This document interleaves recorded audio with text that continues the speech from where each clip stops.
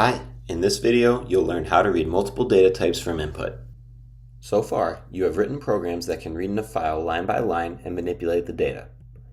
You have been using input.nextLine, which returns an entire line in the text file as a string. But what if the text file has multiple types of data and not just strings? Or what if you want to perform numerical calculations with the data? Of course, there is a way to do this. Let's go back to the Fitbit data. This file named participanta.txt has the active minutes data for participant A. Each row has 4 values. The first is the date, the second is the number of lightly active minutes, the third is the number of fairly active minutes, and the last value is the number of very active minutes. You know that you can connect the participanta.txt file to the program by following these steps. First, use a try-catch block with the IO exception error. Then create a file and scanner object, and from there you can use a while loop to iterate through each line of the file. Something that you may not know yet is that there are multiple scanner methods that you can use to read in data from a file. The first method is already familiar to you. NextLine returns the next line of text as a string, but you can also use nextInt to return the next int read from a file, nextDouble to return the next double read from the file, next to return the next string read from a file, and nextBoolean to return the next Boolean read from a file. You might be thinking, haven't I used these methods before? And you're right, these methods are the same as when you use the scanner class to get keyboard input from the user.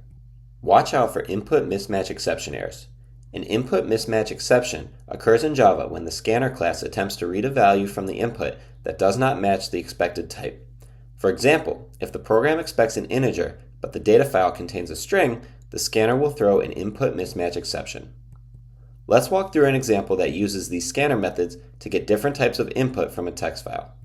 The program will start by looking at the first row, and specifically the first item in that row, which is the date. While the date is made of numbers, the format with the slash will not translate to an integer or double, so it should be read as a string with the input.next method. Notice how you're not going to use the nextLine method. This is because the nextLine method would return the entire row as a string. Instead, you want to read in each value individually.